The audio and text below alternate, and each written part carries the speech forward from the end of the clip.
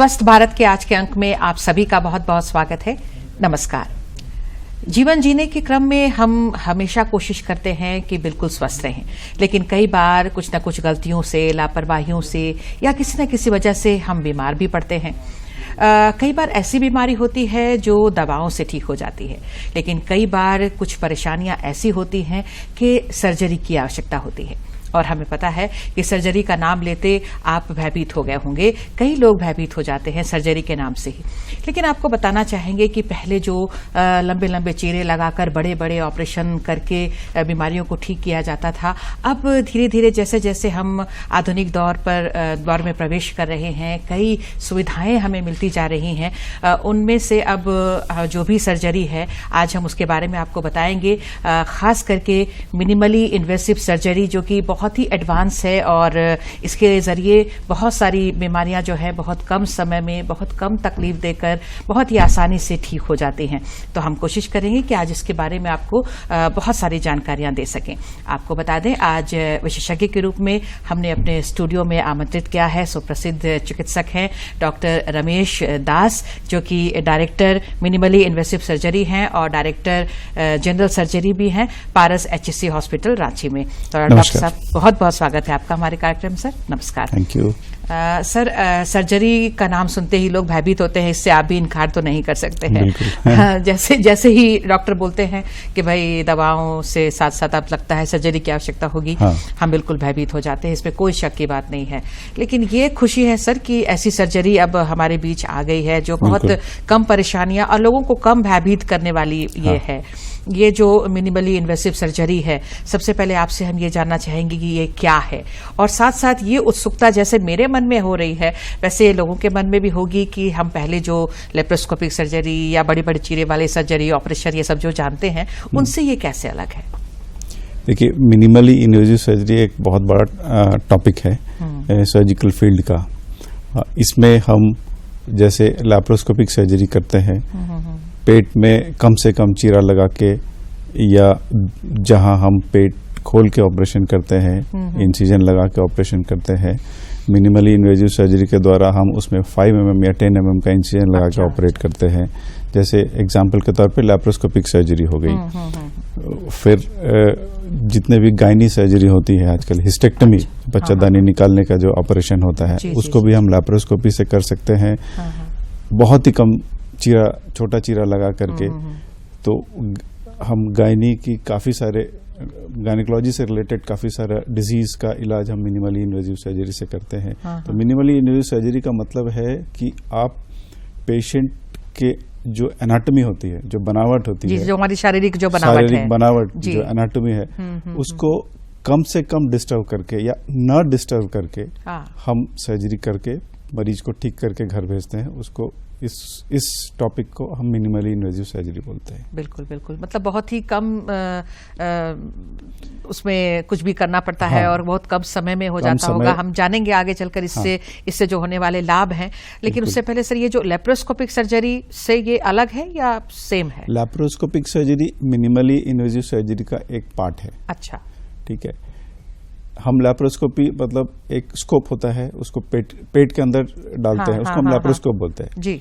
तो laparoscopic surgery से काफी बहुत सारे बीमारियों का इलाज होता है। जैसे गॉल ब्लैडर सर्जरी हो गई, गॉल ब्लैडर में स्टोन हो गया आपको, तो उसको लैप्रोस्कोपी द्वारा हम एक दिन में एडमिट करके, एक दिन ऑपरेट करके सेम डे घर भेजते हैं मरीज को। तो वो एक मिनिमली इन्वेसिव सर्जरी का पार्ट हो गया। अच्छा। अपेंडिसाइटिस हो गया किसी मरीज को, अपेंडिक्स में सूजन हो गया, इन्फ्लामेशन हो गया, एब्सेस हो गया, उसको भी हम लैप्रोस्कोपी द्वारा ऑपरेट करके मरीज को घर भेजते हैं। उसमें 1 या 2 दिन एडमिशन होता है।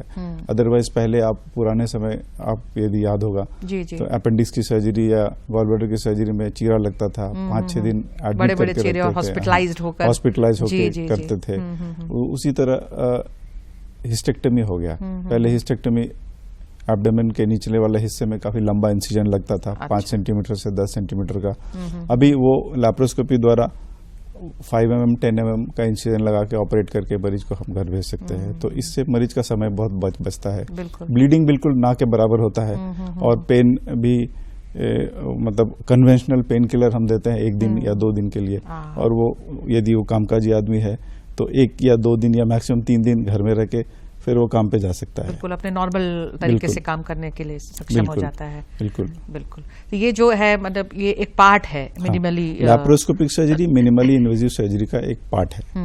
ठीक है, मिनिमली इन्वेजिव सर्जरी में और भी काफी सर्जरी होती है, जैसे हम थायराइड की सर्जरी, अच्छा, यदि थायराइड की सर्जरी करनी है, किसी का थायराइड ग्लैंड यहाँ पे इनलार्ज हो बिल्कुल, गया है, बिल्कुल, हाँ। तो उसको भी हम मिनिमली इन्वेजिव सर्जरी, उसके लिए स्पेशल स्कोप होता है। यहाँ इंसिजन न लगा करके इस एरिया को हम एक्जिला बोलते हैं, आर्म अच्छा, पिट। अच्छा। तो एक्जिला के थ्रू से स्पेशल अच्छा। स्कोप होता है, हाँ, हाँ। जो स्कोप हम डाल वहाँ के भी एक छिद्र करके हो जाता फिट करके इस ग्लैंड को निकाल के, ताकि यहाँ से कॉस्मेटिक वाइज देखेंगे बहुत सारे, जैसे ये थायराइड यंग लेडी को होता है अमूमन, तो उनको स्कार नहीं आएगा। हाँ। और कॉस्मेटिक वाइज देखेंगे तो बहुत बेनिफिट है पेशेंट के लिए, और आधा दिन या एक दिन एडमिट रखते हैं उसमें, तो ये भी एक मिनिमली इन्वेजिव सर्जरी का पार्ट हो गया। बिल्कुल, बिल्कुल। हम अपने ओपीडी प्रैक्टिसेस में, जो डे टू डे प्रैक्टिसेस में, आप जैसे पाइल्स हो गया किसी को, तो एवरी थर्ड या फोर्थ पेशेंट जो ओपीडी में हमारा आता है, he is a patient of piles. ठीक है, तो पहले आपको याद होगा, पहले जमाने में 5 साल 10 साल पहले पीछे यदि हम जाएंगे, तो पाइल्स की सर्जरी इंसिजन लगा के किया जाता था, चीरा लगा के, उसमें पेशेंट को 4 दिन 5 दिन भर्ती करके रखते थे। फिर उस घाव को भरने में 10 दिन 15 दिन, किसी का 1 महीना भी लगता था। तो ये पेशेंट का कष्ट और लंबा हॉस्पिटल स्टे, कॉस्ट, ये सबको यदि बचाना है तो अभी लेजर सर्जरी आ गया है। हम लेजर से मॉर्निंग में एडमिट करते हैं, दोपहर में सर्जरी करते हैं, शाम में डिस्चार्ज कर देते हैं, लेजर से पाइल्स की सर्जरी करते हैं। तो वो भी एक मिनिमली इन्वेजिव सर्जरी का पार्ट है। अच्छा, तो that laser surgery is also a part of minimally invasive surgery. जी जी जी, मतलब ये एक ऐसी सर्जरी है जिसके अंदर बहुत सारे इसके पार्ट्स हैं, और अलग अलग हमारे जो परेशानियां हैं, अलग अलग शारीरिक जो अंग हैं, उससे संबंधित जो परेशानियां हैं, उसमें ये ठीक करते हैं। पहले हम लोग जब मेडिकल कॉलेज में पढ़ाई करते थे, उस समय किसी को प्रोस्टेट की बीमारी हो गई, प्रोस्टेट मान लीजिए इनलार्ज हो गया, तो प्रोस्टेट जब हम तो इंसिजन लगा के, चीरा लगा के, पेट में चीरा लगा के किया जाता था। But by the invent of minimally invasive surgery अब चीरा लगता ही नहीं है। अच्छा, हम जो पेशाब का रास्ता है उधर दूरबीन डालते हैं और डाल के प्रोस्टेट को की सर्जरी करके वो प्रोस्टेट को निकाल देते हैं। तो वो भी एक that is also part of पता भी नहीं चलता है कहाँ पर सर्जरी हुई, क्या हुई, कैसे हुई। सिमिलरली यूरिनरी ट्रैक्ट में जितने भी स्टोन होते हैं, यूरेटर में स्टोन हो गया, तो उसको भी दूरबीन विधि द्वारा किया जाता है। तो वो भी एक पार्ट है मिनिमली इन्वेजिव सर्जरी का। उसमें भी हम मरीज को 1 दिन या 2 दिन एडमिट करके रखते हैं और यूरिनरी ट्रैक्ट का स्टोन को डील करके पेशेंट को घर भेज देते हैं। तो that is also part of minimally invasive surgery. बिल्कुल, तो मतलब ये एक ऐसी सर्जरी जो हमें हमारे बीच अभी आई है इधर कुछ वर्षों के भीतर, कि सचमुच कहें तो एक वरदान के रूप में बिल्कुल हमारे एडवांसमेंट का एक उसका एक उदाहरण है। जी जी जी, बिल्कुल बिल्कुल। मतलब कितने हम इस चिकित्सा के क्षेत्र में आगे बढ़ते जा रहे हैं, और लोगों की जो परेशानियां हैं वो दूर करने में कम समय, कम पेन, ये लेकर ये जो चिकित्सा ये जो पद्धति है वो हमारे बीच आया है। सर, अलग अलग अगर हम अंगों की बात करते हैं, हमारे शरीर में कई सारे अंग हैं, और अगर हम सर की बात करते हैं तो सर में भी कुछ ऐसी परेशानियां होती हैं क्या जो सर्जरी, इस तरह की सर्जरी से कुछ फायदा हो? एंडोस्कोपिक सर्जरी, जो न्यूरो एंडोस्कोपी सर्जरी होता है, अब किसी को ब्रेन ट्यूमर हो गया तो उसको भी हम न्यूरो एंडोस्कोप के थ्रू से बिना क्रेनियम को ओपन किए ब्रेन के अंदर सर्जरी करना है, तो हमारा ब्रेन एक बोन के केज के ऊपर अंदर बंद है, तो कुछ भी हमको उसमें करना है, एनीथिंग, चाहे आपको एक ब्लड क्लॉट निकालना है, चाहे उसका ट्यूमर निकालना है, उस बोन को कट करके आपको खोलना पड़ेगा उसको। लेकिन bye the invent of this minimally invasive surgery, neuro endoscope, neuro navigator, इसके जो पार्ट्स हैं, स्टीरियोटैक्टिक सर्जरी, ये सारे एडवांसमेंट की वजह से ब्रेन को ओपन करने का जरूरत नहीं पड़ता है। तो that is also A minimally invasive surgery. बिल्कुल आराम से इसमें एक छोटा सा छिद्र करके और जो भी है देखना है, पता लगाना है, वो सब किया जा सकता है। जी, तो अगर हम सर से आगे बढ़ते हुए अगर ब्रेस्ट पर बढ़े, तो ब्रेस्ट में भी कुछ बहुत सारी समस्याएं होती रहती हैं। तो किन किन समस्याओं में इस तरह की सर्जरी का उपयोग? कॉमन बीमारी हम ले लेते हैं, जैसे एक फाइब्रोएडिनोमा ब्रेस्ट हो गया, यंग फीमेल्स को कॉमन होता है।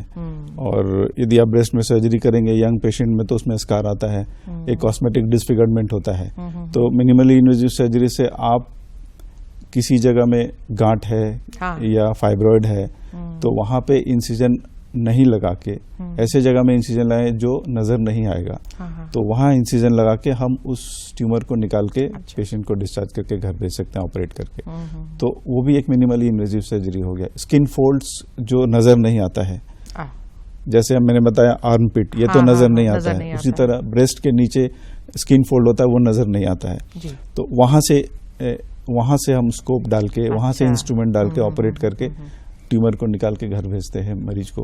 तो that is also a minimally invasive surgery. मतलब ट्यूमर हो या मतलब जो भी गांठ हो, कैंसरस भी हो जाता है कई बार। उसमें भी कैंसरस में थोड़ा हम डिफर करते हैं क्योंकि वो बहुत वास्ट सब्जेक्ट है। सो उसमें मिनिमली इन्वेजिव बहुत कारगर नहीं साबित होता है। अच्छा। तो but other non cancerous surgery, non cancerous अगर गांठ है या कोई और तकलीफ है तो उसे हम इससे ठीक कर सकते हैं। और इसमें भी वो जो सर्जरी का जो पॉइंट है वो दिखाई नहीं देता है।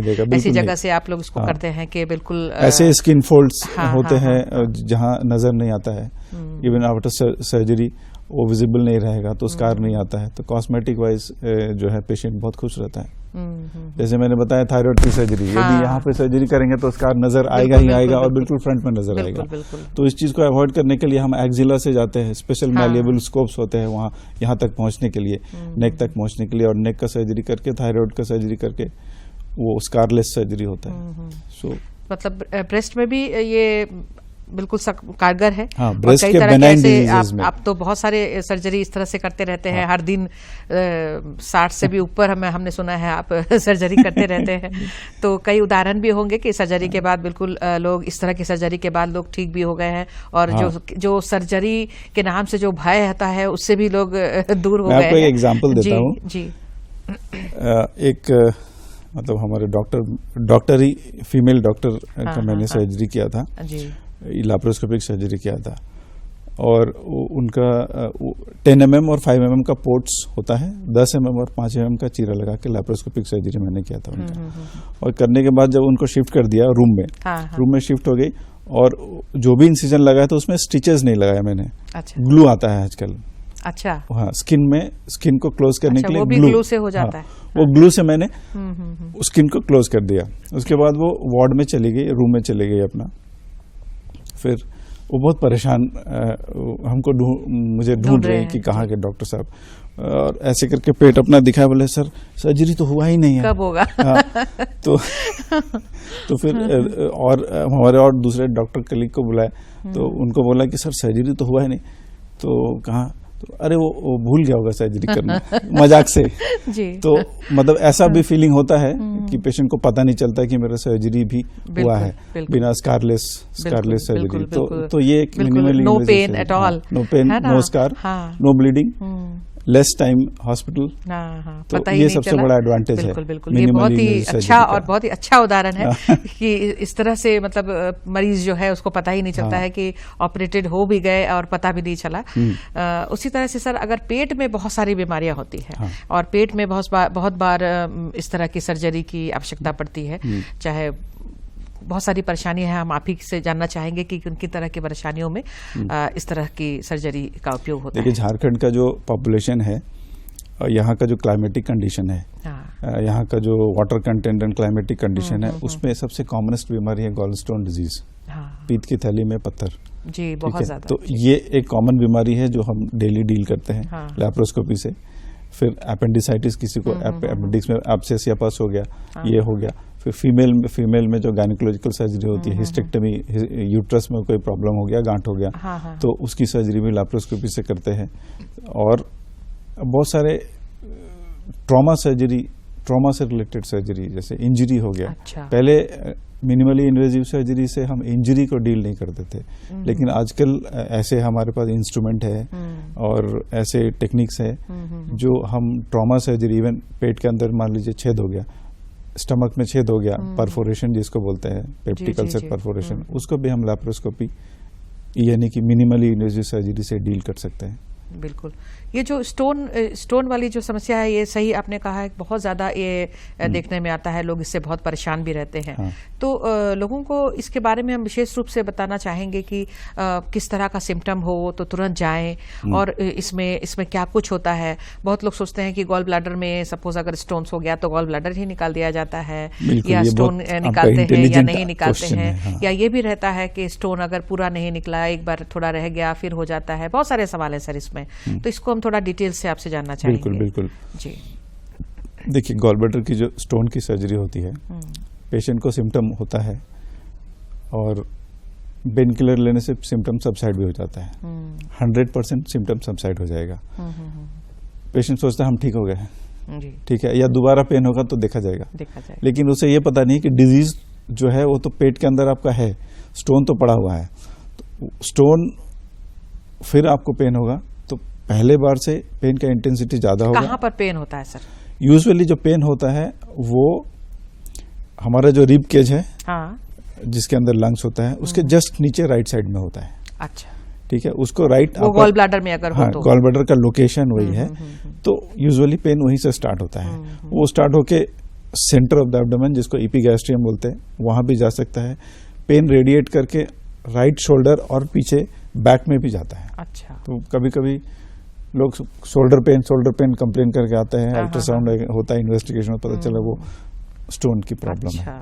मतलब स्टोन यहाँ है और यहाँ भी पेन होता है, ऐसा भी होता है। तो लोगों को ये समझना होगा। और जो सबसे कॉमन कंफ्यूजन होता है, जब सेंटर ऑफ द एब्डोमेन में पेन होता है तो लोग सोचते हैं मुझे गैस्ट्राइटिस, गैस का प्रॉब्लम है। जी, हाँ, एक कॉमन मतलब ये तो कॉमन वर्ड है, कॉमन समस्या है लोगों के लिए। तो इवन डॉक्टर के पास जाते हैं तो वो गैस की दवाई भी दे देता है, आपका पेन सबसाइड भी हो जाता है, लेकिन आपका डायग्नोसिस नहीं हो पाता है, आपका बीमारी क्या है पता नहीं चलता है। और इसके वजह से वो काफी दिन तक पेन किलर और जो गैस की दवाएं हैं वो खाते रहते हैं। और पता कब चलता है, जब स्टोन गॉल ब्लैडर से स्लिप करके नीचे पीत का नली में चला जाता है, तो वो कॉम्प्लिकेट हो जाता है। फिर आपको एक प्रोसीजर की जगह, यानी कि एक सर्जरी की जगह 2 सर्जरी कराना पड़ता है। तो ये एक मतलब कॉमन ट्रेंड्स है जो हम लोग यहाँ देखते हैं। जी। तो इसमें लोगों को ये भी बताना होगा कि कैसे हम लोग निकालते हैं, इसमें गॉल ब्लैडर निकाला जाता है कि नहीं, और एक बार स्टोन्स है अगर तो फिर बार बार हो सकता है कि नहीं। बिल्कुल, ये बहुत आपका इंटेलिजेंट क्वेश्चन है कि गॉल ब्लैडर को, ये पेशेंट के अटेंडेंट्स भी हम अक्सर ये क्वेश्चन करते हैं कि सर यदि गॉल ब्लैडर में स्टोन है तो क्या करते हैं, गॉल ब्लैडर को क्यों निकालते हैं। तो गॉल ब्लैडर को हम इसलिए निकालते हैं, और ये निकाला जाता है, ये प्रोटोकॉल है कि गॉल ब्लैडर में स्टोन है तो स्टोन के साथ साथ गॉल ब्लैडर को भी निकालना ही है। बिल्कुल 100% निकालना ही है। ये प्रोटोकॉल है, ये पूरे वर्ल्ड में यही फॉलो किया जाता है। उसका कारण ये है कि आपके गॉल ब्लैडर में यदि स्टोन है, स्टोन एक प्रॉब्लम है, वो स्टोन तभी बना रहा है जब आपका गॉल ब्लैडर डिजीज्ड है। तो डिजीज्ड गॉल ब्लैडर को यदि हम छोड़ देंगे और स्टोन को निकाल देंगे, बहुत पहले, आज से 25 साल पहले ऑपरेशन किया जाता था तो स्टोन को निकाल दिया जाता था। गॉल ब्लैडर को सील के बंद कर दिया जाता था, जिसको कोलेसिस्टेक्टमी नहीं कोलेसिस्टोस्टोमी बोलते थे। लेकिन जैसे जैसे एडवांसमेंट हुआ तो पता चला कि यदि स्टोन यदि छोड़ दिया जाता दोबारा हो जा रहा है। तो जो रिसर्च है वो पता चला आपका your gall bladder is diseased, that's why it is forming an stone. तो उसको निकालना इट इज अ डिक्टम, और वो निकालना ही निकालना है। तो हमें जब भी स्टोन होगा तो स्टोन के साथ साथ गॉल ब्लैडर को भी निकालना ही निकालना है। तो मतलब एक बार जब स्टोन हो गया तो गॉल ब्लैडर को निकालना है। मरीजों को भी ये बात और जो दूसरा क्वेश्चन आपने पूछा, को भी समझना होगा। दूसरा क्वेश्चन आपने पूछा दोबारा होगा कि नहीं। जब वो थैला है ही नहीं जिसमें स्टोन था तो दोबारा क्यों होगा। जी, तो और किसी अंग में हो जाता है सर ये स्टोन, यूरिनरी ब्लैडर में या यूरेथ्रा में यूरेटर में। जी, यदि एक सिंगल डिजीज है गॉल स्टोन डिजीज, हमने गॉल ब्लैडर को निकाल दिया तो नहीं होगा। लेकिन कोई सिस्टेमिक डिजीज है जिसके कारण आपका स्टोन बन रहा है तो वो किडनी में भी बन सकता है। बाइल हाइपरपिगमेंटेशन और भी काफी सारे सिस्टेमिक डिजीज होता है, जिसमें यदि स्टोन बन रहा है तो गॉल ब्लैडर में भी स्टोन बनेगा, किडनी में भी स्टोन बनेगा। वो मेटाबॉलिक कॉज होता है। वो मेटाबॉलिक कारण की वजह से होता है। तो उस चीज को डायग्नोसिस करके उसका ट्रीटमेंट, उसका मेडिकल ट्रीटमेंट करना जरूरी है। तो किडनी में अगर स्टोन्स हुआ तो फिर कैसे? किडनी में भी स्टोन हुआ तो उसको पेशाब के रास्ते से दूरबीन डाल के निकालते हैं। किडनी तो नहीं निकालते नहीं, किडनी नहीं निकालते। किडनी बहुत बाद में, यदि आपका स्टोन काफी दिन तक रह गया और उस स्टोन की वजह से किडनी में इन्फेक्शन हो गया, वो भी काफी लंबे समय तक इन्फेक्शन पड़ा रहा, एब्सेस बन गया, उसके कारण किडनी का फंक्शन करना बंद हो गया, जिसको नॉन फंक्शन किडनी बोलते हैं, तब बहुत ही लास्ट में बिल्कुल ही नेग्लेक्टेड केसेस में किडनी को निकालना पड़ता है। बहुत वर्स्ट केस में, बहुत वर्स्ट केसेस में। जी। मतलब ऐसे जो है, अगर वहां का ट्रीटमेंट नहीं होता है सही तरीके से, तो सही तरीके से नहीं होता है, बिल्कुल सही बात बोला, जिसको कि नेग्लेक्टेड केस बोलते हैं। आज यहाँ ट्रीटमेंट कराया, दवा खा लिया, कल दूसरे जगह गया, तो या किसी ने एक मिसकंसेप्ट दे दिया कि हम आपके किडनी के स्टोन को या गॉलब्लैडर के स्टोन को दवा से गला के सुखा के निकाल देंगे। जी। ये टर्म होता है, गला के सुखा के निकाल देंगे। तो ऐसे लोगों से सावधान रहना चाहिए। ये सवाल अभी मैं करने ही वाली थी सर, कि हर बार स्टोन्स में ऑपरेशन या सर्जरी की आवश्यकता पड़ती है, या दवाओं के माध्यम से, या पानी पीकर, या बहुत लोग बोलते हैं ना पानी से वॉश आउट हो जाएगा, ऐसा कुछ होता है? देखिए, यदि किडनी में स्टोन है, किडनी में स्टोन है, तो उसका केमिकल कंपोजिशन ऐसा होता है कि वो उसको फ्रेगमेंट करके छोटे छोटे टुकड़ों में तोड़ के उसको फ्लश आउट करके यूरिन से बाहर निकालते हैं। अच्छा, ठीक है। या फिर छोटा स्टोन है, एक सिग्निफिकेंट साइज, सपोज कि 8 mm से कम का स्टोन है, तो वो कुछ मेडिसिन देके उसको फ्लश आउट करके यूरिन के रास्ते से बाहर निकल के उसका ट्रीटमेंट बिना सर्जरी किए हो सकता है। लेकिन जो गॉल स्टोन है, यदि उसका केमिकल कंपोजिशन ऐसा है कि किसी मेडिसिन से वो नहीं ठीक गलता नहीं है या छोटा नहीं होता है, तो उसको निकालना ही है। उसका और कोई मेडिकल सॉल्यूशन नहीं है। जी। तो ये जो हम समझ में गया सर, ये जो मिनिमली इन्वेसिव सर्जरी है, इसके लाभ बहुत सारे, अभी तक हमने जितनी भी चर्चा की है उसके बहुत सारे लाभ हमें नजर आ रहे हैं, कि कम समय लग रहा है, पेन कम हो रहा है, लोग तुरंत अपने काम पर वापस लौट सकते हैं। लेकिन अगर हम हर चीज का सर एक साइड इफेक्ट तो होता ही होता है, या कुछ नेगेटिव पॉजिटिव चलता रहता है सर, तो क्या इस संबंध में भी कुछ नेगेटिविटी है, नेगेटिव कुछ या साइड इफेक्ट्स की बात अगर हम करें तो? अब जैसे एक एग्जांपल मैं देता हूँ। वेरिकोस वेन का नाम सुना होगा आपने? बिल्कुल। पैरों में जो वेन्स टॉर्चुअस, दिखने में खराब होता है, ये होता है, तो वो अजीब से उभरे जो दिखाई देते हैं। उसको यदि ऐसे ही छोड़ दिया जाए तो जहाँ पे उभरा हुआ पोर्शन है वेन का, वहाँ पे अल्सर हो जाता है, घाव हो जाता है। फिर वो घाव ठीक होना बहुत लंबे समय के बाद भी ठीक नहीं होता, उसको वेरिकोस अल्सर बोलते हैं।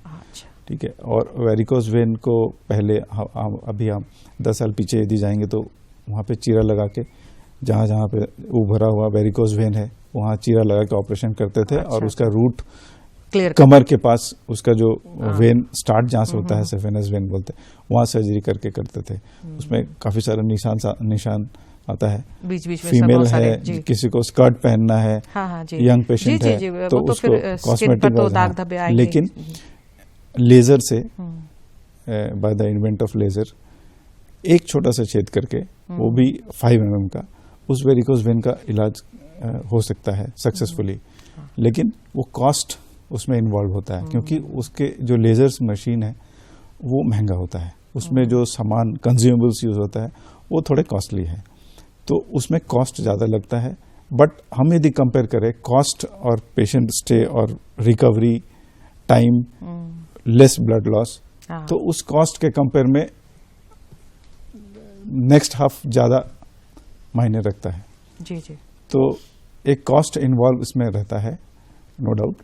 जी। Otherwise in every aspect minimal invasive surgery is always beneficial to the patient. तो ये सिर्फ वो नर्व वाले मामले में है, या ऐसे ओवरऑल जो ये जो सर्जरी है, ओवरऑल नहीं है? जैसे मिनिमली इन्वेसिव सर्जरी की अगर हम जैसे इतना हम लोग इसके बारे में हम लोगों को बता रहे हैं, तो जी, ये मतलब लोगों के लिए किफायती, क्योंकि उसमें लेजर मशीन कॉस्टली आता है, इसलिए उसका कॉस्ट थोड़ा ज्यादा आता है। कंपैरिजन हम करेंगे तो जो कन्वेंशनल सर्जरी है और लेजर सर्जरी है, उससे करीब 20% एक्स्ट्रा कॉस्ट लगता है। तो एक कॉस्ट ज्यादा लगता है, इसमें कोई डाउट नहीं है, वो कोई यानी otherwise minimally invasive surgery is always beneficial. अब मिनिमली इन्वेसिव सर्जरी का सबसे जो एडवांस्ड सर्जरी है, that is robotic surgery. Bye the invent of robot, हम आपको जितने सर्जरी के नाम हम अभी तक बताया, सारे रोबोटिक प्रोसीजर रोबोट यूज करके, रोबोट के आर्म्स यूज करके हम कर सकते हैं, बट वो कॉस्टली होता है क्योंकि रोबोटिक इंस्ट्रूमेंट अभी भी कॉस्टली है, उसके कंज्यूमेबल्स काफी महंगा आता है। तो और हमारे लिए भी कॉमन हुए नहीं है ये। हाँ, हमारे लिए, सबके लिए अभी कॉमन नहीं हुए हैं।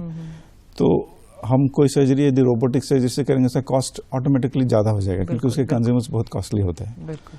तो बट इन अदर एस्पेक्ट आप देखेंगे तो हम यदि रोबोटिक सर्जरी कर रहे हैं तो टाइम बहुत ही कम लगता है और उसमें एक्यूरेसी 300 टाइम्स बढ़ जाता है। बिल्कुल बिल्कुल बिल्कुल। तो ये हम इसी निष्कर्ष पर पहुंचे सर कि इसमें इस तरह की सर्जरी में बहुत ही कम समय, कम पेन, कम जो ब्लड लॉस या बहुत सारी बातें हैं जो पहले अधिक दिनों तक हम हॉस्पिटल में रहेंगे तो खर्च ऐसे भी बढ़ेगा, दवाओं पे खर्च बढ़ेगा, हर तरह से खर्च बढ़ेगा। तो अगर हम देखें तो ये बहुत ही ज्यादा किफायती और बहुत ही ज्यादा लाभकारी है हमारे लिए। तो समय अब हमें इजाजत नहीं दे रहा सर कि आपसे और सवाल करें। चलते चलते अगर 1-2 लाइन में आप कुछ संदेश लोगों को देना चाहें। देखिए, कोई भी बीमारी, मुझे बहुत तकलीफ होता है जब सिंपल सा, बहुत सारी बीमारी है, सिंपल सा बीमारी के लिए जिसको कि आप 1 दिन हॉस्पिटल में रह के या मैक्सिमम 2 दिन हॉस्पिटल में रह के इलाज करा के घर जा सकते हैं, उसको आप इस कदर कॉम्प्लिकेट कर देते कि आपको आईसीयू में लैंड अप होना पड़ता है और उसके वजह से आपका कॉस्ट, ऐसे सिचुएशन में मरीज का जो प्राइमरी डिजीज है उसको भूल के उसके जान को कैसे बचाया जाए उसमें हम ज्यादा लग जाते हैं। तो बीमारी को सीरियसली लेना चाहिए और इमीडिएटली आपको फिजिशियन या सर्जन जो आपके पास अवेलेबल है जाना चाहिए। टाइम पास नहीं करें और उसके वजह से उसको कॉम्प्लिकेट ना करें। एक सिंपल बीमारी जो 1 दिन 2 दिन में आपका इलाज करके हॉस्पिटल में जाने से ठीक हो जाएगा, उसको आप कॉम्प्लिकेट करके आप सीधा आईसीयू में लैंड अप करते हैं। बिल्कुल, बहुत ही अच्छा तो संदेश। ये नहीं होना चाहिए। बिल्कुल बिल्कुल सर, बहुत ही अच्छा संदेश आपने दिया है कि लोग जल्दी अपने लक्षणों को पहचाने, लापरवाही न बरते, टाइम पास न करें। तो सर आप यहाँ आए और अपना बहुमूल्य वक्त हमें दिया है। बहुत ही अच्छी महत्वपूर्ण जानकारी आपके माध्यम से मिली है सर। आपका बहुत बहुत धन्यवाद करते हैं। Thank you so much. और आप सभी दर्शकों का भी बहुत बहुत धन्यवाद। नमस्कार।